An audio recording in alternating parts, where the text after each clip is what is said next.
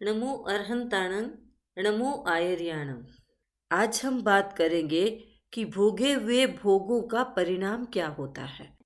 उत्तराध्ययन सूत्र के 19वें अध्ययन की 17वीं गाथा में बताया गया है, जहाँ किम पाग फलाणं परिणामो न सुंदरो एवं भुत्तान भोगाणं परिणामो न सुंदरो।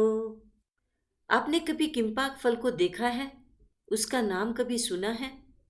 किम्पाक फल खाने में बहुत स्वादिष्ट होता है, दिखने में भी बहुत अत्यंत सुंदर होता है और सूंघने में उसकी सुगंध, उसकी स्मेल बहुत ही मनमोहक होती है। किम्पाक फल जहरीला फल होता है। जो भी व्यक्ति उस फल को खाता है, उसका रिजल्ट होता है प्राणांत, मृत्यु। बाहर से बड़ा सुंदर होता है, व्यक्ति का मन करता है कि मैं इसको खाऊं। यदि बिना सोचे, बिना समझे, बिना जाने किम्पाक वृक्ष के फल को कोई खा लेता है, वह अपने प्राणों से हाथ धो बैठता है। इसी प्रकार भोगे हुए भोगों का परिणाम भी अतीव अनिष्टकारी होता है। भोग भी ऊपर से बड़े लुभावने लगते हैं। ये भोग, ये सांसारिक एंजॉयमेंट, पांचों इंद्रियों के विषयों के प्रति आसक्ति बड़ी लुभावनी होती है, बड़ी आनंद देने वाली होती है। आनंद क्षणिक होता है, लेकिन आनंद देने वाली होती है, बड़ी तृप्तिकारक लगती है, बड़ी मीठी लगती है, लेकिन उसका परिणाम, उसका नतीजा बड़ा बुरा होता है। ये भोग मेनली काम वासना से संबंधित होता है। व्यक्ति जब काम वासना के आवेश में आता है, अपनी आत्मा का हित भूल जाता है। यदि व्यक्ति किसी भी फल के गुण धर्म को जानता है तो वो खाता नहीं है। इसीलिए कहा गया कि कौन विवेकशील पुरुष ऐसा होगा जो उसके परिणाम को जानता है, फिर भी उन चीजों में फंसता है, उन भोगों में, उन काम वासनाओं में फंसता है। एक बाबा जी थे, बड़ा प्रसिद्ध नाम था उनका, आश्रम बना के बैठे थे। एक दिन कथा वाचन कर रहे थे, उस प्रसंग में आया ब्रह्मचर्यम दुक्करम दुक्करम दुक्करम। बाबा जी ने सोचा, ये ब्रह्मचर्य तो कोई दुष्कर तो नहीं है, मैं तो बचपन से सन्यासी बना हूं, कुछ हुआ नहीं मेरे। उन्होंने उस प्रति में उस लाइन को काट करके लिख दिया, ब्रह्मचर्यम सुकरम सुकरम सुकरम। ब्रह्मचर्य सुकर है, सहज है, पालन किया जा सकता है, सरलता से पालन किया जा सकता है। कुछ महीनों के बाद एक दिन एक घटना घटित हुई। मंदिर की पूजा आरती हो चुकी थी, रात को सभी भक्त चले गए थे। बाबा जी अपने शयन कक्ष में चले गए।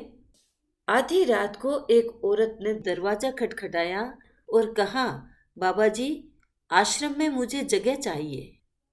बाबा जी ने कहा कि रात को मैं अपना शयन कक्ष नहीं खोलता, आप कहीं और जाकर के स्थान देखें।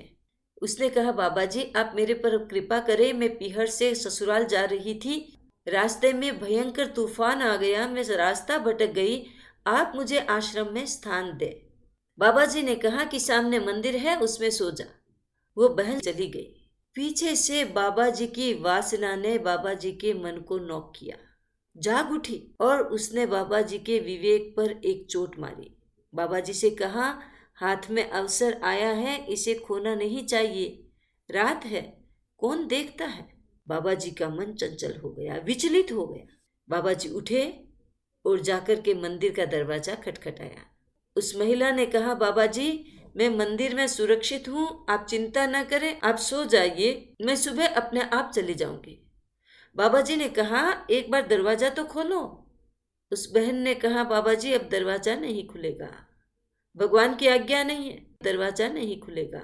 बाबा जी ने खूब दरवाजा पीटा, लेकिन उस बहन ने नहीं खोला। जब वासना का भूत सवार होता है ना, तो इंसान अपने आप को भूल जाता है। बाबा जी ने सोचा कि मुझे इसको पाना है, लेकिन करूं क्या। इधर उधर देखा, चारों तरफ देखा कि मैं मंदिर में घुसूं तो कहां से घुसूं, कोई रास्ता नहीं मिला। बाबा जी मंदिर के ऊपर चढ़े। ऊपर गुंबद था, गुंबद खुला हुआ था, उसको उठा करके, उसका जो ऊपर का गुंबद बना हुआ था, चोटी थी, उसको उठा करके अलग किया जा सकता था, लेकिन रास्ता बड़ा संकरा था। बाबा जी ने उसके परिणाम को नहीं देखा कि परिणाम क्या होगा। ढक्कन को हटाया और खुद उससे अंदर घुसने लगे। बाबा जी का थोड़ा पेट बड़ा था, बाबा जी बीच में फंस गए। अब बाबा जी चिल्ला रहे हैं, मेरा सहयोग कर, मेरा सहयोग कर। वो कहते हैं, बाबा जी सुबह से पहले मंदिर नहीं खुलेगा, आप जहां हैं वहीं बिराजे, सुबह से पहले मंदिर नहीं खुलेगा। बाबा जी ऊपर लटके हुए हैं। सूर्योदय होने से पहले पहले बहन ने दरवाजा खोला मंदिर का और अपने रास्ते भाग गई। प्रातः भक्त लोग आए, देखा बाबा जी नहीं हैं, कक्ष में भी नहीं हैं। बाहर इधर उधर देखा, कहीं भी बाबा जी नहीं दिखे। आखिर आवाज दी, बाबा जी आप कहाँ हैं? बाबा जी ने ऊपर से कहा, मैं यहाँ हूं, मुझे निकालो, मुझे निकालो, जल्दी निकालो।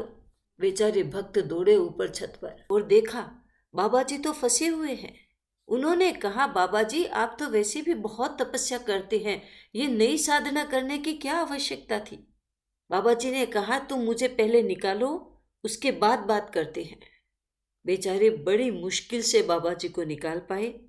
बाबा जी लहूलुहान हो गए, भागे वहां से, अकेले ही भागे। भक्त पीछे आ रहे हैं। सीधे कहाँ पहुंचे? जहां वो प्रति रखी हुई थी, और जाकर के पहले उस पाठ को ठीक किया, ब्रह्मचर्यम दुक्करम दुक्करम महादुक्करम। पहले तो दुक्करम दुक्करम दुक्करम लिखा हुआ था, और अब बाबा जी ने लिखा ब्रह्मचर्यम दुक्करम दुक्करम महादुक्करम। ये भोगने में अच्छे लगते हैं, लेकिन परिणाम अच्छा नहीं होता है। पर्यूषण चल रहा है, हम अपना विश्लेषण करें और अपनी पांचों इंद्रियों को अपने अनुशासन में लाकर उनका सदुपयोग करें, सही उपयोग करें। इसी बात के साथ ओम अरहम।